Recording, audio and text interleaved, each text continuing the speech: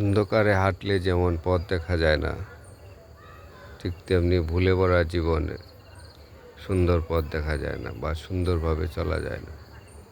তাই আমাদেরকে আলোর পথে আসতে হবে। আলোর পথে কেন আসতে হবে সেই বিষয়ে আমরা একটু সামান্য আলোচনা করব। আলোর পথ বলতে আমরা কি বুঝি? শুধু কি নামাজ, রোজা বা জাকাত দেয়া? হ্যাঁ, সেগুলোও ঠিক করতে হবে অবশ্যই। কিন্তু আলোর পথ মানে আপনি সত্যতার সাথে, সতের সাথে এবং অন্যায় আচরণ হতে বেঁচে থাকতে হবে। সেটাই হলো আলোর পথ।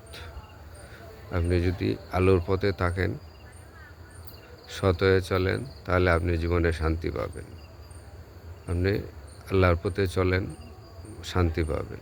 আপনার মনের মধ্যে যদি হিংসা বিদ্বেষ থাকে, তাহলে আপনি শান্তি পাবেন না। আপনি যদি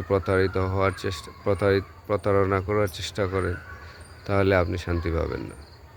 আপনি প্রতারণা করা হয়তো সাময়িক শান্তি পাইতে পারেন, কিন্তু দীর্ঘকালে আপনাকে এটা ধ্বংসের পথে নিয়ে যাবে, এতে কোনো সন্দেহ নেই। আর আপনি যদি প্রতারণার পথে হাঁটেন বা অসৎ পথে হাঁটেন, তাহলে আল্লাহর পথকে হারাবেন। আল্লাহর পথে আসতে হলে অবশ্যই আলোর পথে চলতে হবে, আলোর দিক খুঁজতে হবে। আলোই আসল, আর আলোর পথ মানে আল্লাহর পথ। সততার সাথে চলতে হবে, আল্লাহর পথে চলতে হবে, এতে আমাদের জীবনে শান্তি হবে।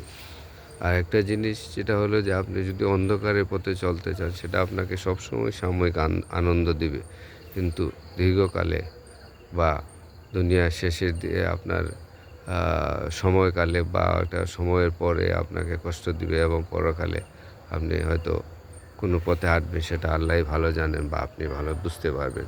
তাই আমাদের উচিত আল্লাহর পথে চলা।